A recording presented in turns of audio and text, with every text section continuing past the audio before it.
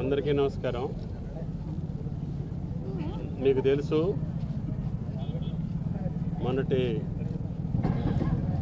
అధిక వర్షాల వల్ల మున్నేరుకి గత చరిత్రలో ఎన్నడూ రానటువంటి వరద ప్రవాహం రావటం మూలన ఈ నది మీద ఉన్నటువంటి వేరే వంతెనలన్నీ కూడా కుప్పకూలిపోయినప్పటికీ ప్రకాష్ నగర్ బ్రిడ్జి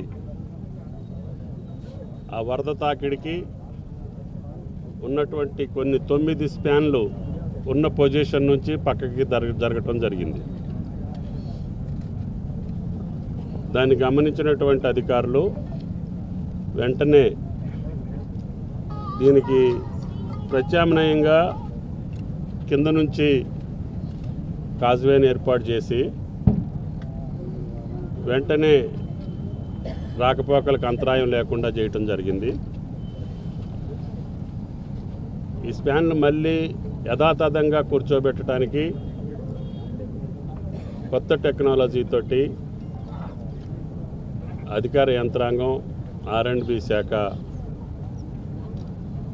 ప్రయత్నం చేసి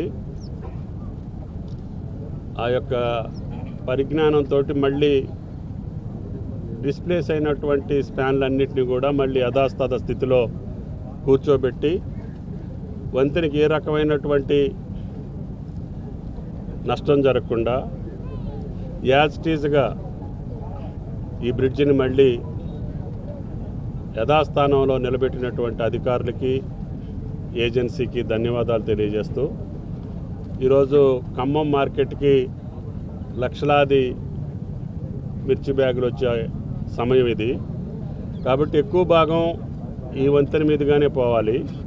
దీని మీద రాకపోకలు లేకపోతే చుట్టూ తిరిగి రావటం కానీ కింద నుంచి ఆ కాజ్వే మీద రావటం ఇబ్బందికరంగా ఉందని చెప్పి మార్కెట్ వర్గాలు అదేవిధంగా రైతాంగం కోసం దీన్ని వెంటనే రాకపోకలకు అనువుగా పునఃప్రారంభించి ఇంకేదైనా ఫినిషింగ్ వర్క్స్ ఉంటే రైలింగ్ కానీ కలరింగ్ కానీ ప్యాచ్ వర్క్ కానీ ఏజెన్సీ దగ్గరుండి పూర్తి చేయాలని చెప్పి విజ్ఞప్తి చేస్తూ రేపటి నుంచే దీని మీద రాకపోకలు ప్రారంభించాలని చెప్పి అధికారులను ఆదేశిస్తారు. ఏజెన్సీ ఉన్నారా? ఎంత టెండర్ వాల్యూ? 1 crore. ఓన్లీ ఒకటే కోరి.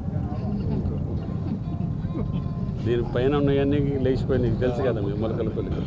1 కోటి రూపాయలతోటి మళ్ళీ బ్రిడ్జిని యథాతథంగా ఉంచడం జరిగింది. వారికి కూడా ధన్యవాదాలు. ఓకే, అది మళ్ళీ సపరేట్గా థ్యాంక్ యూ. అందరికీ నమస్కారం.